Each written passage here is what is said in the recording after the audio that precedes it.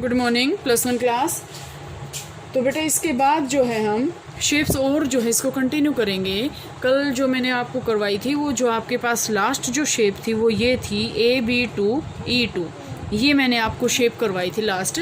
तो ये शेप होने के बाद आपके पास जो नेक्स्ट शेप आएगी बेटा वो आपके पास फोर्थ जो शेप आएगी वो आएगी AB4E।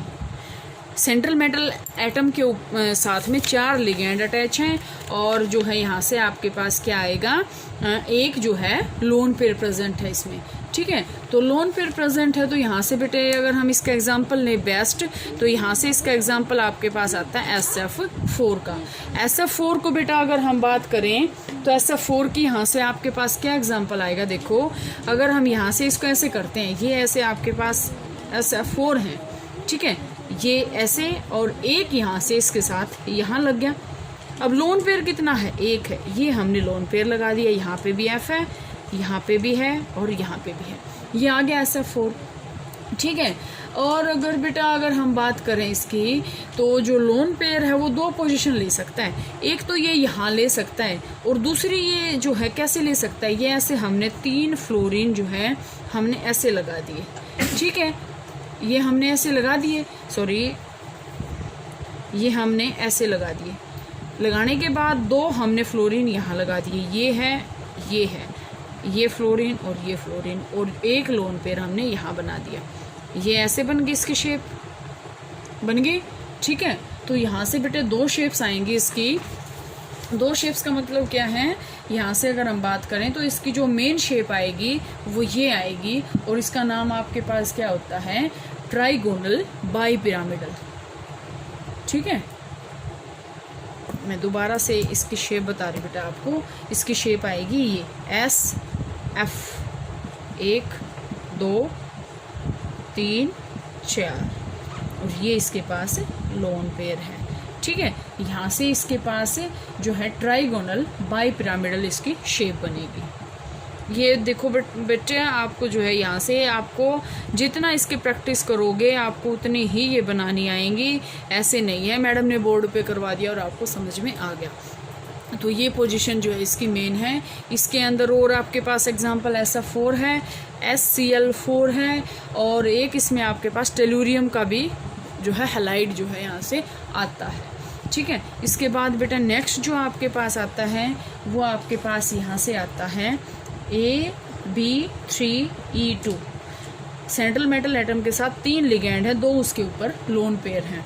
और यहाँ से अगर हम बात करें तो क्लोरीन का है, ClF3 है, और अगर हम बात करें बिस्मिथ का है F3। ठीक है, और अगर हम इसमें बात करें बेटा और इसके अंदर आपके पास क्या है, BiF4 हो गया, IF3। ठीक है, और यहाँ से और हो सकता है इसमें ICl3। ये आपके पास क्या है, शेप है इसकी। और ये कैसे शेप आएंगी बेटा इसकी, सेम आएंगी AB3E2। ऐसे कैसे आएंगी, ये हमने सेंट्रल मेटल एटम ले लिया, ये 2 लिगेंड जुड़ गए।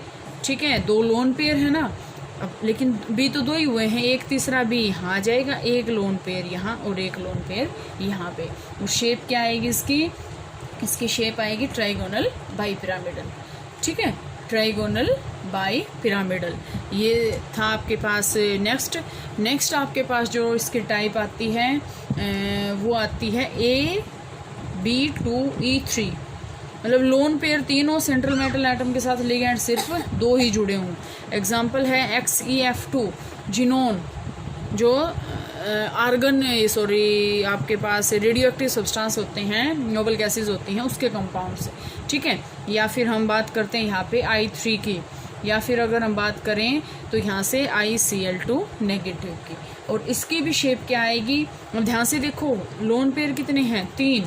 तो यहाँ से ये सेंट्रल मेटल एटम है, 2 इसके साथ लिगेंड जुड़े हुए हैं और 3 इसके साथ क्या है, लोन पेयर। ये लोन पेयर ऐसे आएंगे और ये एक लोन पेयर यहाँ पे है।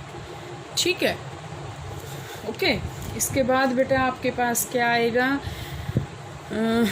AB2E3 आ गया।